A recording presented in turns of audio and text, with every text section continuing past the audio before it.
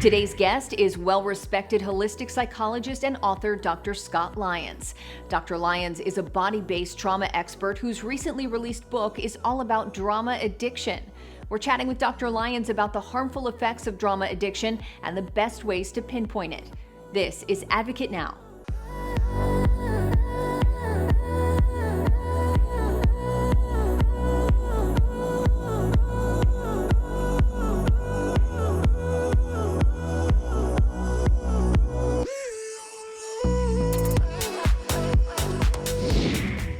Dr. Lyons, congrats on the release of your new book, Addicted to Drama. And in this book, you explore the inner workings of a drama addict, helping people understand the psychological struggle behind it and how people can overcome it. So to start out, can you explain what drama addiction is? Yeah, it's not so easy and succinct to explain, but I'll give it a go. And that, I like to start with the question of actually like, do you know someone addicted to drama?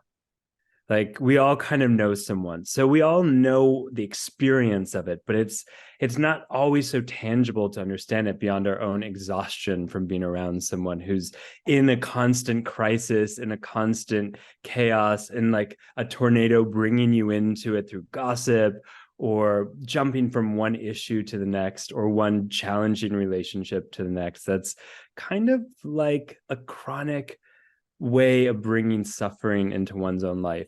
Not intentionally, but it seems like from the outside, that's what's happening. They make mountains out of molehills. They make a bigger issue out of something. Like their reaction to life or to a situation feels exaggerated and extreme. And we know drama on like the stage or a movie. Like the job of an actor is to accentuate their experience so that we all feel it. But when that spills over into the everyday, when that individual, that actor suddenly becomes just a normal person we're interacting with, the intensity and the extremeness of their reactions actually can feel toxic. It can feel overwhelming to our nervous system. And so, yeah, addiction to drama is really this way of actually being bigger than we need to be. The responses are bigger than they need to be. And essentially what it boils down to is actually a trauma response. Yeah, and as you mentioned, energy is contagious. So that Yeah. can be really exhausting for the person who's kind of in the line of fire of that trauma addiction. And you define drama as a global drug. Would you say drama gives us a high, even when we're actually in tremendous amounts of pain? Yeah, absolutely. So have you ever gone for a good run or a good workout? Yeah, absolutely. And you're like, I feel that power, or I feel that high, that endorphic high, that gives you a little pain relief and gives you a little boost in life. Now, stress actually does the same thing. The first stage of a stress response is giving you power to go deal with whatever the stressors are. So if you're hooked on stress, which is what an addiction to drama is, you're hooked on that endorphic high, that sense of power, even though there's like challenges and suffering that come with it, it's still the high that we're really attached to. It makes us feel alive.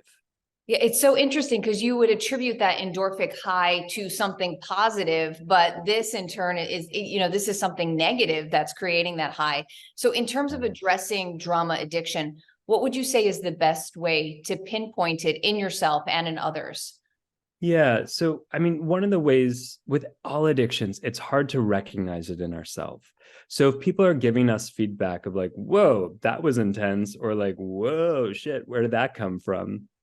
That's pretty good information of like, ooh, there might be some way in which our whole nervous system is kind of overreacting to life. Or if we feel like it's hard to settle. Like have you ever gone to a meditation class and you're like, all of a sudden you're thinking about your laundry list and that fight you had with that person, and you're replaying it over and over your head, and you're like, wait, I came here to relax. Yeah, it's a stream of thoughts just won't. Yeah, the stream of thoughts. Bang. Yeah, bang, bang, bang. And that's what an addiction to drama is. You can recognize it by the inability to settle, because settling and calmness does not equal safety for these individuals. It means that settling and softening will bring them closer to the underlying pain that they're avoiding. because drama, and especially an addiction to drama, is the vehicle or the tool to avoid the underlying trauma. Absolutely. What a great way to explain it, because it's almost like overbooking the calendar. So you don't have time to slow down. So you don't have to actually face the problems in your life. But for those of us who have friends or family members who are drama addicts, how can we best cope with it? What types of boundaries do we need to uphold? Well, I think you named the key word, which is boundaries. And it's recognizing that just being around them, their big stress response is contagious. So you need to go heal yourself. You need to go process the stress that you're picking up from them. And so that's one big piece. And another big piece in terms of boundaries is, how much are you willing to tolerate of their intensity? You have the permission to be like, I got 5 minutes for you. Or that's Start really the timer, and you set the timer, exactly. Or you might say things like, I'm willing to listen, but I'm not willing to participate, which is, I'm not going to enable your addiction by going, he said what? Well, that clearly they were wronging you. It's more of like, I hear you, that sounds really painful. And so like, being a person on the outside, not enabling them, is a boundary to your own preservation. Right. And it almost like they're looking for you to kind of get down in the trenches with them, but it's more helpful to stay balanced and to try to pull them out. On this show, we often look at the relationship between, mental and emotional health and how that can affect physical health. How can drama addiction affect a person's physical health? Yeah. I mean, well, a drama addiction, as we talked about it before, is like a flooding of stress hormones. Yeah. So over time, that actually starts to deteriorate the brain. It starts to deteriorate the body. It starts to give wear and tear. And it creates an utter exhaustion because you never get to rest and recuperate. So you use drama to keep you up, like coffee or caffeine. It becomes your way of sustaining life in an urgent culture in which it's always go, go, go, and you have to keep up with it. I also want to talk about drama bonding, because I've heard of trauma bonding, but what is drama bonding and why is that so common? Yeah. So have you ever just had an issue or like found a challenge and then felt really aligned with someone who has a similar issue, and then you're throwing like logs on each other's fire, so to speak, and you're actually more stressed out than when you began? Yes. You're That's like, what you're talking about. Actually, that happened this morning. That's drama bonding. It's a way of using other people's stress response to build up your own.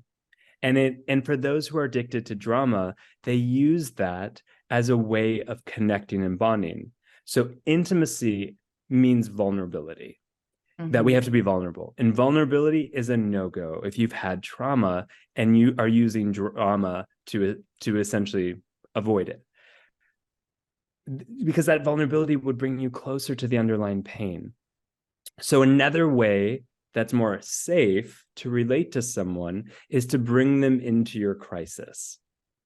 And to do that, we drama bond. It's like a tornado. If you've ever been around someone addicted to drama, you're like, whoa, how did I get involved in that again? Like, I thought I was fine, but now I feel exhausted. I feel stressed out. It's because they pulled you in.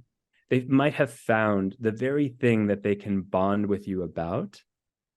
Like, I don't know, and like a boss that's kind of mean, or a friend who didn't really stand up for you, something we can all relate to as humans, and using that relatedness to bond and create more havoc in one's system, more stress. What an incredible conversation. Dr. Lyons, thank you so much for this. Make sure you check out Dr. Lyons' new book, Addicted to Drama, available now. We can't thank you enough for being here.